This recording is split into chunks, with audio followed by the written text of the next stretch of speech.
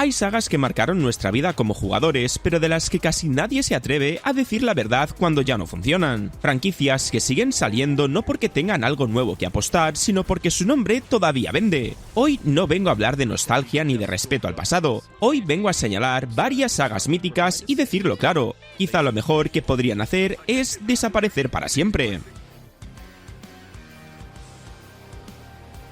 Todo empieza con Postal, una saga que vive de la provocación fácil y del mal gusto como si eso siguiera de moda. Postal nació con una idea muy clara: escandalizar, incomodar y llamar la atención a base de violencia exagerada, humor negro y mal gusto deliberado. El problema es que eso funcionaba cuando el medio era joven y cualquier cosa un poco pasada de rosca parecía rompedora. Pero hoy ese shock ya no existe. Postal no evoluciona, se estanca. Sigue creyendo que decir burradas y poner situaciones grotescas es suficiente para justificar su existencia, cuando el propio videojuego como medio ha demostrado que puede ser provocador, crítico y adulto, sin necesidad de comportarse como un adolescente edgy que acaba de descubrir el insulto gratuito. Además, la jugabilidad de Postal siempre ha sido mediocre tirando a mala. Shooters torpes, controles poco refinados y mecánicas que parecen diseñadas solo para servir de excusa a la siguiente barbaridad, cuando un juego se sostiene únicamente por su polémica y no por lo que se juega mano en mano. El problema es serio. No es que Postal sea ofensivo, es que es aburrido y eso es mucho peor. Otro punto clave es que la franquicia vive anclada en una mentalidad muy concreta, una visión del humor que no ha sabido adaptarse a los tiempos. No porque haya que censurar nada, sino porque el contexto cambia y el ingenio debería hacerlo también. Y para rematar, su legado es casi inexistente. No ha influido positivamente en el diseño de juegos, no ha abierto caminos interesantes y no ha dejado mecánicas memorables. Solo ha quedado como ese juego polémico y vivir eternamente de eso es muy triste. Y ahora pasamos a Just Dance, que directamente dejó de evolucionar hace varios años. Al principio tenía sentido, era una idea fresca, accesible, perfecta para reuniones familiares y gente que no jugaba habitualmente. Pero eso fue hace más de una década y desde entonces el concepto no ha evolucionado casi nada. Cada nuevo juego de Just Dance es básicamente el mismo juego con una tracklist diferente. El mismo menú, las mismas coreografías recicladas y la misma sensación de estar comprando un DLC a precio completo todos los años. No hay innovación real, no hay riesgo, no hay intento serio de reinventar la experiencia. Ubisoft encontró una gallina de los huevos de oro y decidió exprimirla hasta dejarla seca, sin preguntarse si el público necesitaba otro Just Dance más. El problema no es que sea un juego casual, es que eso no es malo. El problema es que ni siquiera dentro de su propio género intenta mejorar. El sistema de detección de movimientos sigue siendo impreciso, muchas veces puntúa bien aunque estés bailando irregular, y otras te castiga sin motivo claro, lo que convierte el juego más en un espectáculo visual que en una experiencia interactiva de verdad. Además, se ha convertido en una franquicia extremadamente dependiente de las modas musicales. Cuando el tracklist conecta, funciona, pero cuando no, el juego se hunde solo. No construye identidad propia, no crea temas memorables ni estilos únicos, simplemente persigue lo que suena en TikTok o en la radio ese año, y eso lo hace completamente desechable a largo plazo.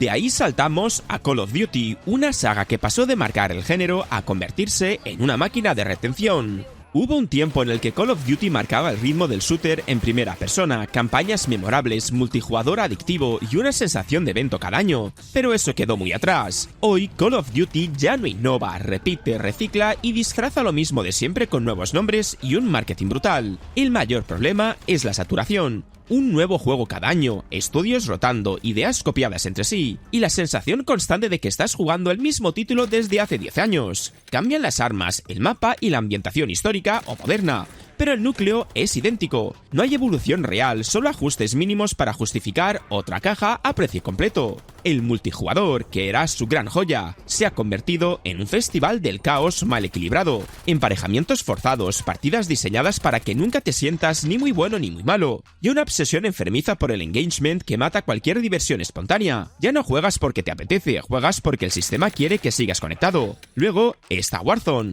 que empezó fuerte pero terminó devorando a la propia saga. Todo gira en torno al Battle Royale, a las skins, a los pases de batalla y a la tienda. Call of Duty ya no se siente como un videojuego completo, sino como una plataforma de monetización constante donde disparar es casi lo de menos. Las campañas, cuando existen, duran un suspiro y parecen trailers jugables, y eso díselo a Call of Duty Black Ops 7, que es mucho espectáculo, muchas explosiones y cero impacto emocional. Ya no hay personajes icónicos ni historias que recuerdes dentro de 5 años. Terminas la campaña y la olvidas al día siguiente.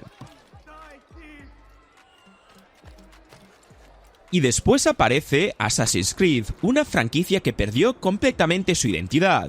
Assassin's Creed empezó con una idea potentísima: sigilo, parkour, asesinatos planificados y una ambientación histórica que no se parecía a nada de lo que había en ese momento. El problema es que Ubisoft confundió éxito con obligación anual, y desde ahí todo fue cuesta abajo. Con el paso de los años, la saga quedó de saber qué quería ser. Primero era un juego de sigilo, luego de acción, luego un RPG enorme, luego un pseudo MMO para un jugador, y ahora es una mezcla rara de todo eso sin personalidad clara. Assassin's Creed ya no tiene un núcleo definido, solo acumula sistemas, árboles de habilidades, mapas gigantescos y actividades de relleno que existen únicamente para inflar las horas. El mundo abierto es otro de sus grandes pecados. Mapas gigantescos, sí, pero vacíos de alma. Torres, iconos, misiones clónicas y una sensación constante de estar trabajando en vez de jugando. No exploras por curiosidad, exploras porque el mapa te grita que lo limpies. El combate y el sigilo también se diluyeron. Ya no eres un asesino elegante, eres un guerrero que puede aguantar golpes, subir de nivel y enfrentarse a enemigos esponja. El sigilo es opcional, casi decorativo, cuando se supone que era la base de toda la saga. Assassin's Creed traicionó su propio nombre.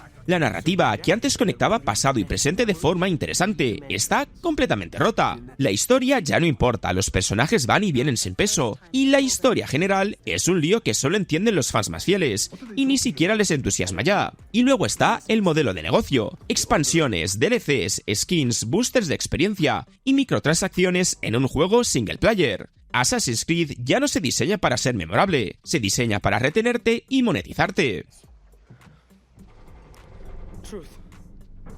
Muy cerca está Far Cry, con mundos abiertos clónicos, villanos que intentan ser carismáticos a la fuerza y una estructura que ya conoces de memoria. Far Cry tuvo su momento, sobre todo cuando apostó por mundos abiertos salvajes, libertad total y villanos carismáticos que se comían la pantalla, pero Ubisoft, otra vez, convirtió esa fórmula en una pantalla rígida que repite una y otra vez sin alma ni sorpresa. Cada Far Cry nuevo es el mismo mapa con otro skin, torres para desbloquear zonas, campamentos que limpiar, animales salvajes atacando cuando menos te lo esperas, y un protagonista que da igual quién sea porque nunca importa de verdad. La sensación de descubrimiento se perdió hace tiempo. Ya sabes exactamente lo que va a pasar a las 2 horas de juego, y a las 20 solo cambia el acento del villano. Y hablando de villanos, ese es otro problema grave. Después de 1 o 2 antagonistas memorables, la saga empezó a forzar la fórmula del malo carismático hasta convertirla en caricatura. Monólogos largos, frases profundas de póster motivacional y una presencia constante que intenta tapar lo vacío que está el resto del juego. El villano ya no eleva la experiencia, la disimula. El mundo abierto de Far Cry es enorme pero plano. Muchas actividades, sí, pero casi todas iguales. Liberar bases, cazar para mejorar equipo, misiones secundarias que parecen generadas en cadena, y una narrativa que se fragmenta hasta perder el impacto. Luego llegamos a Need for Speed, una saga que no sabe quién es. Need for Speed fue durante mucho tiempo el rey indiscutible de los juegos de coches arcade, carreras ilegales, persecuciones policiales y una identidad clarísima que mezclaba velocidad, estilo y cultura urbana. Pero todo eso se perdió por el camino y nunca volvió de verdad. El mayor problema de Need for Speed es su crisis de identidad constante. Un año intenta ser realista, al siguiente vuelve al arcade, luego apuesta por el mundo abierto vacío, después por una narrativa forzada con personajes que no importan a nadie. Cada entrega parece un experimento desesperado por encontrar una fórmula que funcione, pero sin convicción ni dirección clara. No hay visión, solo bandazos. La conducción, que debería ser el alma de la saga, nunca termina de cuajar. Derrapes raros, físicas inconsistentes y una sensación de control que cambia radicalmente de un juego a otro. Cuando un jugador no sabe qué esperar al acelerar en una curva porque cada entrega se comporta distinto, algo está muy roto. Need for Speed debería sentirse natural, inmediato y adictivo. Y desde hace años se siente muy torpe. El mundo abierto es otro lastre enorme. Mapas grandes pero muertos, ciudades sin personalidad, carreteras que no se recuerdan y eventos repetitivos que se sienten como relleno. No hay circuitos míticos, no hay trazados memorables, no hay lugares que se te queden grabados como antes, todo pasa y se olvida. La personalización, que siempre fue de sus grandes señas de identidad, ahora parece más una cortina de humo. Muchas opciones estéticas pero poca profundidad real en cómo afectar al juego. Tunear por tunear sin que el coche tenga carácter propio en la pista. Y ahora entramos en FIFA, un juego que dejó de ser fútbol para ser monetización. Durante muchos años, FIFA fue sinónimo de fútbol digital, el juego que todos compraban porque era el del fútbol, no porque fuera especialmente bueno, y ese es precisamente el problema. Dejó de intentar mejorar porque sabían que iba a vender igual. Cada nuevo FIFA ha sido durante mucho tiempo el mismo juego con plantillas actualizadas y un lavado de cara mínimo. Pequeños retoques en la física, algún cambio en animaciones, y mucho marketing hablando de revoluciones que el juego en el mando apenas se nota. La sensación de pagar todos los años por lo mismo se volvió tan evidente que ni EA podía disimularlo ya. El gameplay, que debería ser el corazón del juego, lleva años siendo inconsistente. Partidos artificiales, el famoso handicap, rebotes absurdos y una sensación constante de que el juego decide más que el jugador. No pierdes porque juegues mal, pierdes porque el sistema quiere que pierdas. Y cuando un videojuego competitivo te quita el control, la frustración sustituye a la diversión. Y luego está el Ultimate Team, el verdadero motivo por el que el FIFA nunca necesitó ser mejor. Un modo diseñado para enganchar, para exprimir y para empujar al jugador a gastar dinero real, a cambio de sobres y probabilidades. FIFA dejó de ser un juego de fútbol para convertirse en un tragaperras con césped. Todo el diseño gira alrededor de ese modo, mientras el resto del contenido queda abandonado y sin cariño.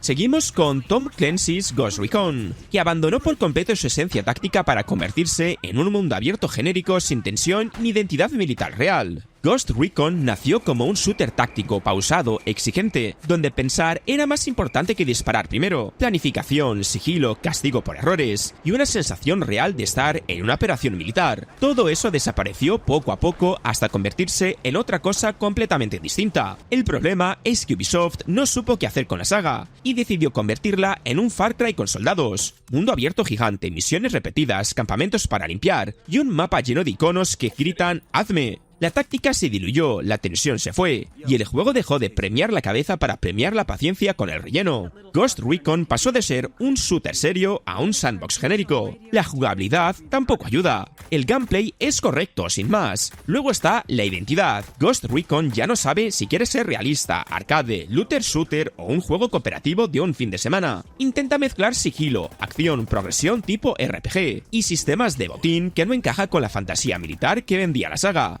Resultado, un juego sin personalidad clara que intenta gustar a todos y no enamorar a nadie.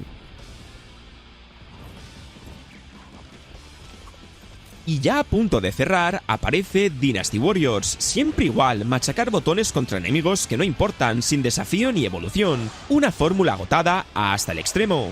Dynasty Warriors tuvo su momento, ese momento en el que enfrentarte tú solo a cientos de enemigos parecía algo espectacular, casi mágico, pero ese truco se agotó hace muchísimos años, y desde entonces el juego no ha sabido ofrecer nada más. El problema principal es que Dynasty Warriors es siempre lo mismo. Misma estructura, mismos mapas reciclados, mismas misiones, mismos personajes con ligeros cambios de skin, y los mismos combates contra miles de soldados que no representan ningún desafío real. Machacas botones, ves números subir y avanzas sin pensar. No hay tensión, no hay estrategia y no hay evolución. Es una experiencia automática. La jugabilidad se basa en hacerte sentir poderoso, pero cuando eres poderoso desde el minuto 1 y durante 30 horas seguidas, esa sensación pierde todo su impacto. Los enemigos no importan, no intimidan y no obligan a jugar mejor. Son decorado, y cuando un videojuego convierte a sus rivales en simple relleno visual, el combate pierde sentido. Gráficamente la saga se quedó atrás, con animaciones rígidas, escenarios planos y una falta total de ambición técnica. Cada nueva entrega promete cambios, pero en el mando se siente como el mismo título de hace 2 generaciones. Además, la saga ha abusado del lanzamiento constante de secuelas, spin-offs y versiones especiales, diluyendo cualquier interés real. Dynasty Warriors no se toma descansos, no reflexiona, no se reinventa, simplemente sigue saliendo porque siempre habrá un mínimo de ventas garantizadas.